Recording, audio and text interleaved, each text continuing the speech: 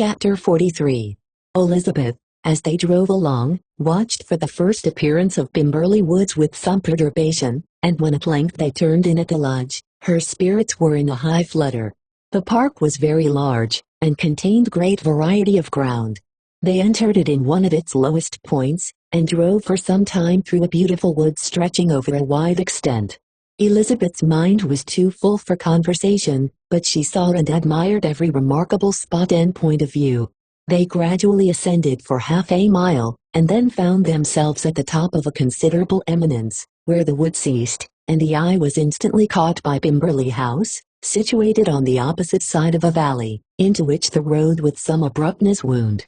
It was a large, handsome stone building, standing well on rising ground, and backed by a ridge of high woody hills, and in front, a stream of some natural importance was swelled into greater, but without any artificial appearance. Its banks were neither formal nor falsely adorned. Elizabeth was delighted. She had never seen a place for which nature had done more, or where natural beauty had been so little counteracted by an outward taste. They were all of them warm in their admiration, and at that moment she felt that to be mistress of Pimberley might be something. They descended the hill, crossed the bridge, and drove to the door, and, while examining the nearer aspect of the house, all her apprehension of meeting its owner returned. She dreaded lest the chambermaid had been mistaken. On applying to see the place, they were admitted into the hall, and Elizabeth, as they waited for the housekeeper, had leisure to wonder at her. 164. Being where she was. The housekeeper came, a respectable-looking elderly woman, much less fine, and more civil, than she had any notion of finding her. They followed her into the dining parlor. It was a large, well-proportioned room, handsomely fitted up. Elizabeth, after slightly surveying it, went to a window to enjoy its prospect. The hill, crowned with wood, which they had descended, receiving increased abruptness from the distance, was a beautiful object. Every disposition of the ground was good, and she looked on the whole scene, the river, the trees scattered on its banks and the winding of the valley, as far as she could trace it, with delight. As they passed into other rooms these objects were taking different positions, but from every window there were beauties to be seen. The rooms were lofty and handsome, and their furniture suitable to the fortune of its proprietor, but Elizabeth saw, with admiration of his taste, that it was neither gaudy nor uselessly fine, with less of splendor, and more real elegance, than the furniture of Rosings. And of this place, thought she, I might have been mistress. With these rooms I might now have been familiarly acquainted. Instead of viewing them as a stranger, I might have rejoiced in them as my own, and welcomed to them as visitors my uncle and aunt. But no, recollecting herself, that could never be, my uncle and aunt would have been lost to me, I should not have been allowed to invite them. This was a lucky recollection, it saved her from something very like regret. She longed to inquire of the housekeeper whether her master was really absent, but had not the courage for it. At length, however, the question was asked by her uncle, and she turned away with alarm, while Mrs. Reynolds replied that he was, adding, but we expect him tomorrow, with a large party of friends. How rejoiced was Elizabeth that their own journey had not by any circumstance been delayed a day. Her aunt now called her to look at a picture. She approached and saw the likeness of Mr. Wickham, suspended, amongst several other miniatures, over the mantelpiece. Her aunt asked her, smilingly, how she liked it. The housekeeper came forward, and told them it was a picture of a young gentleman, the son of her late master's steward, who had been brought up by him at his own expense.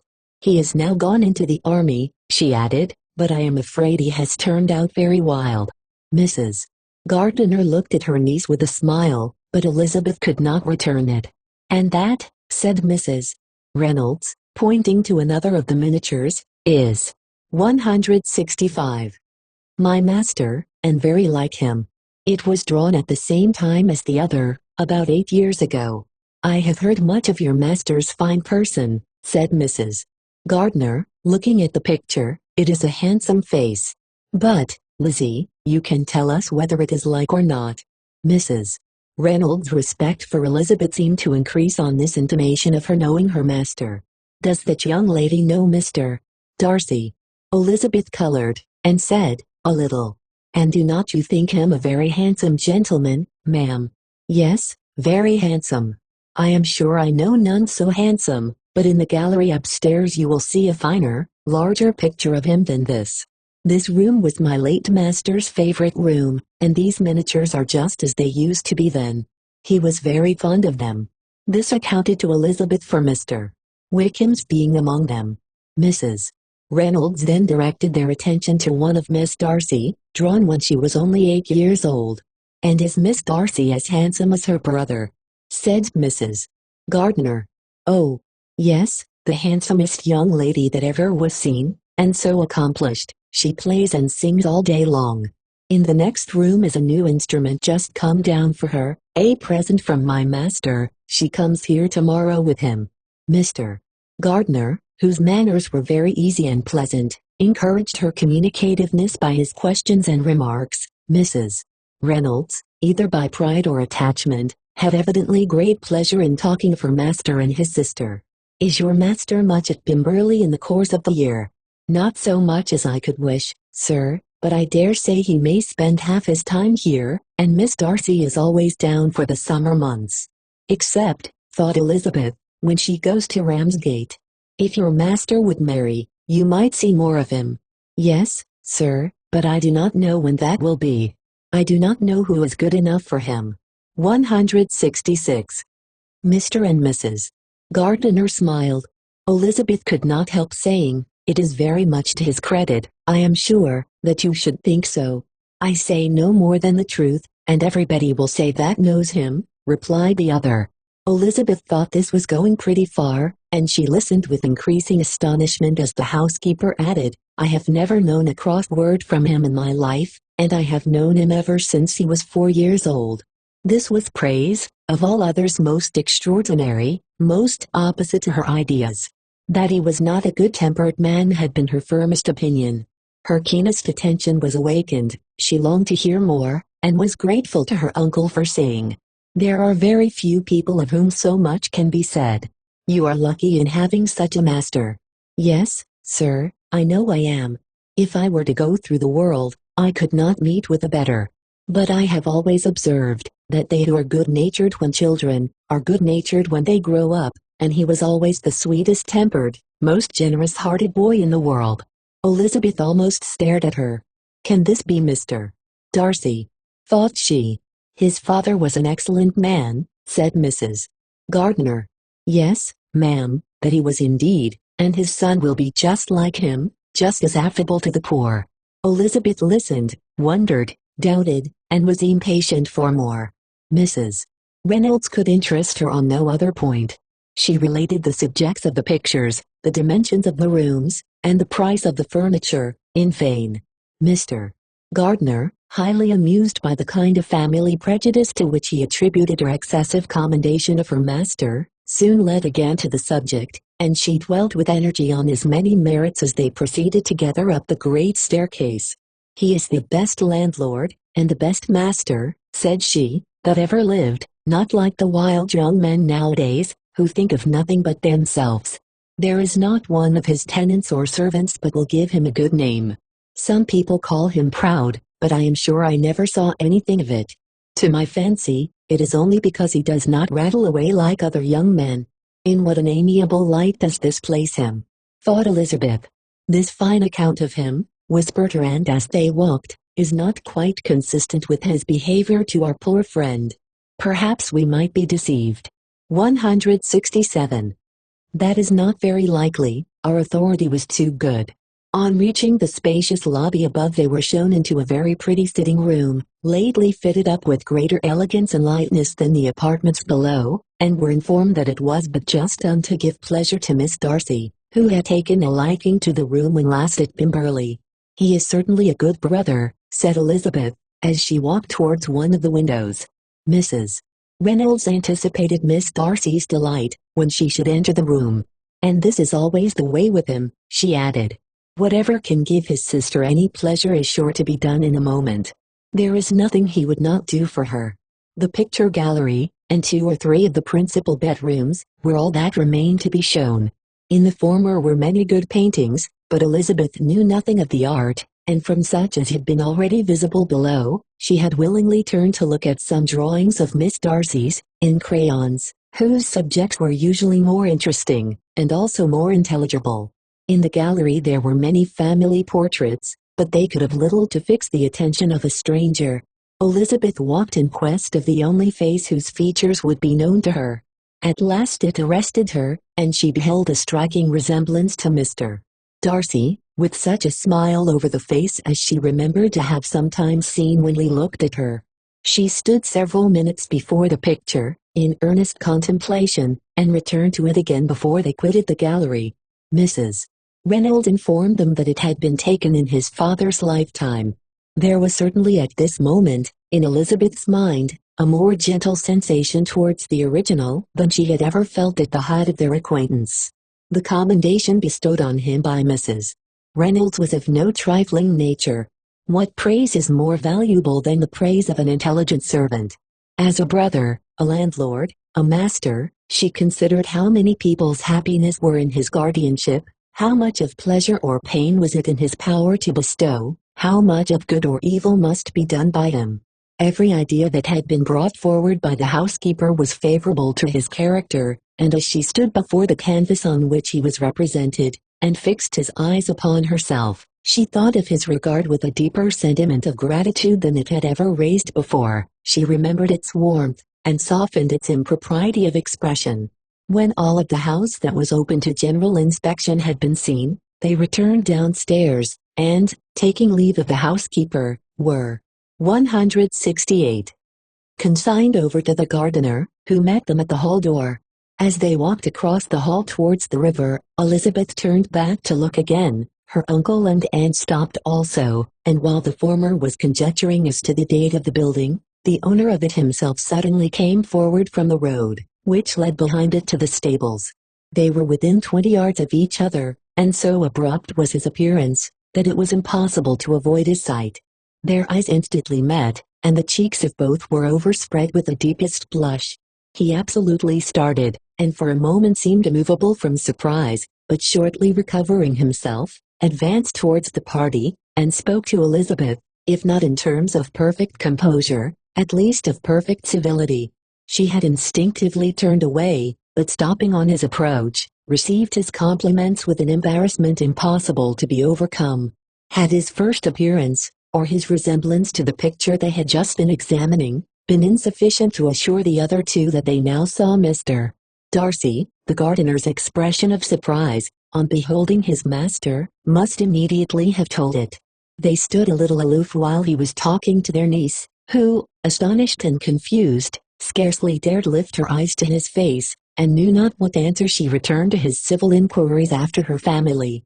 Amazed at the alteration of his manner since they last parted, every sentence that he uttered was increasing her embarrassment, and every idea of the impropriety of her being found there recurring to her mind. The few minutes in which they continued were some of the most uncomfortable in her life. Nor did he seem much more at ease. When he spoke, his accent had none of its usual sedateness, and he repeated his inquiries as to the time of her having left Longbourn, and of her having stayed in Derbyshire, so often, and in so hurried a way, as plainly spoke the distraction of his thoughts. At length every idea seemed to fail him, and, after standing a few moments without saying a word, he suddenly recollected himself, and took leave.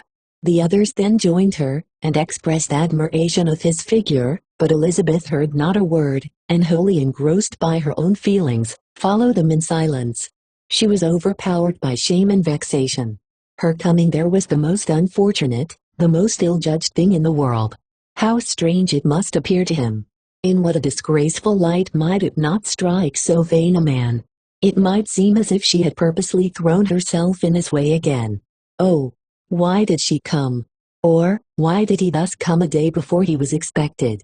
Had they been only 10 minutes sooner, they should have been beyond the reach of his discrimination, for it was plain that he was that moment arrived, that moment alighted from his horse or his carriage. She blushed again and again over the perverseness of the meeting. And his 169. Behavior, so strikingly altered, what could it mean? That he should even speak to her was amazing, but to speak with such civility, to inquire after her family. Never in her life had she seen his manner so little dignified, never had he spoken with such gentleness as on this unexpected meeting. What a contrast did it offer to his last address in Rosings Park, when he put his letter into her hand. She knew not what to think, or how to account for it. They had now entered a beautiful walk by the side of the water, and every step was bringing forward a nobler fall of ground, or a finer reach of the woods to which they were approaching, but it was some time before Elizabeth was sensible of any of it, and, though she answered mechanically to the repeated appeals of her uncle and aunt, and seemed to direct her eyes to such objects as they pointed out, she distinguished no part of the scene. Her thoughts were all fixed on that one spot of Pemberley House, whichever it might be, where Mr. Darcy then was. She longed to know what at the moment was passing in his mind, in what manner he thought of her, and whether, in defiance of everything, she was still dear to him. Perhaps he had been civil only because he felt himself at ease, yet there had been that in his voice which was not like ease. Whether he had felt more of pain or of pleasure in seeing her she could not tell, but he certainly had not seen her with composure. At length, however, the remarks of her companions on her absence of mind aroused her, and she felt the necessity of appearing more like herself. They entered the woods, and bidding adieu to the river for a while, ascended some of the higher grounds, when, in spots where the opening of the trees gave the eye power to wander, were many charming views of the valley, the opposite hills, with the long range of woods overspreading many, and occasionally part of the stream. Mr. Gardiner expressed a wish of going round the whole park, but feared it might be beyond the walk. With a triumphant smile they were told that it was 10 miles round. It settled the matter, and they pursued the accustomed circuit, which brought them again, after some time, in a descent among hanging woods, to the edge of the water, and one of its narrowest parts. They crossed it by a simple bridge, in character with the general air of the scene. It was a spot less adorned than any they had yet visited, and the valley, here contracted into a glen, allowed room only for the stream, and a narrow walk amidst the rough coppice wood which bordered it.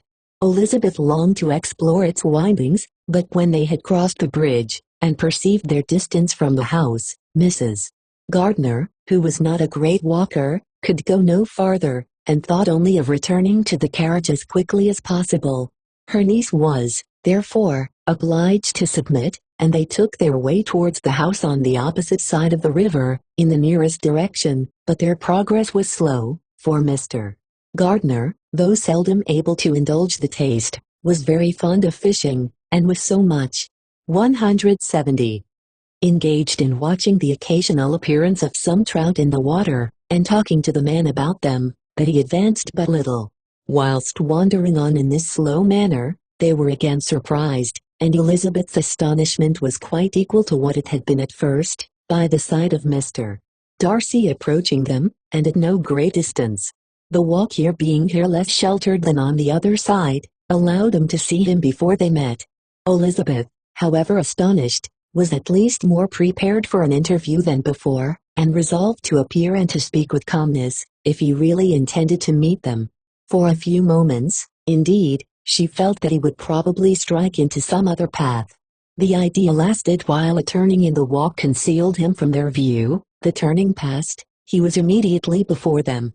With a glance, she saw that he had lost none of his recent civility, and, to imitate his politeness, she began, as they met, to admire the beauty of the place, but she had not got beyond the words delightful and charming, when some unlucky recollections obtruded, and she fancied that praise of Pemberley from her might be mischievously construed. Her color changed, and she said no more. Mrs. Gardiner was standing a little behind, and on her pausing, he asked her if she would do him the honor of introducing him to her friends. This was a stroke of civility for which she was quite unprepared, and she could hardly suppress a smile at his being now seeking the acquaintance of some of those very people against whom his pride had revolted in his offer to herself. What will be his surprise, thought she, when he knows who they are? He takes them now for people of fashion. The introduction, however, was immediately made, and as she named their relationship to herself, she stole a sly look at him, to see how he bore it, and was not without the expectation of his decamping as fast as he could from such disgraceful companions. That he was surprised by the connection was evident. He sustained it, however, with fortitude, and so far from going away, turned back with them, and entered into conversation with Mr. Gardner. Elizabeth could not but be pleased, could not but triumph. It was consoling that he should know she had some relations for whom there was no need to blush. She listened most attentively to all that passed between them, and gloried in every expression, every sentence of her uncle, which marked his intelligence, his taste, or his good manners. The conversation soon turned upon fishing, and she heard Mr. Darcy invite him, with the greatest civility, to fish there as often as he chose while he continued in the neighborhood, offering at the same time to supply him with fishing tackle, and pointing out those parts of the stream where there was usually most sport. Mrs. Gardner, who was walking arm in arm with Elizabeth, gave her a look expressive of wonder. Elizabeth said nothing, but it 171 gratified her exceedingly. The compliment must be all for herself. Her astonishment, however, was extreme, and continually was she repeating, "Why is he so altered? From what can it proceed? It cannot be for me, it cannot be for my sake that his manners are thus softened. My reproofs at Hunsford could not work such a change as this. It is impossible that he should still love me." After walking some time in this way, the two ladies in front, the two gentlemen behind, on resuming their places, after descending to the brink of the river for the better inspection of some curious water plant, there chanced to be a little alteration. It originated in Mrs. Gardner, who, fatigued by the exercise of the morning, found Elizabeth's arm inadequate to her support, and consequently preferred her husband's. Mr. Darcy took her place by her niece, and they walked on together. After a short silence, the lady first spoke. She wished him to know that she had been assured of his absence before she came to the place, and accordingly began by observing that his arrival had been very unexpected, "for your housekeeper," she added, "informed us that you would certainly not be here till tomorrow, and indeed, before we left Bakewell, we understood that you were not immediately expected in the country." He acknowledged the truth of it all, and said that business with his steward had occasioned his coming forward a few hours before the rest of the party with whom he had been traveling. "They will join me early tomorrow," he continued, "and among them are some who will claim an acquaintance with you, Mr. Bingley and his sisters." Elizabeth answered only by a slight bow. Her thoughts were instantly driven back to the time when Mr. Bingley's name had been the last mentioned between them, and, if she might judge by his complexion, his mind was not very differently engaged. "There is also another person in the party," he continued after a pause, "who more particularly wishes to be known to you. Will you allow me, or do I ask too much, to introduce my sister to your acquaintance during your stay at Lambton?"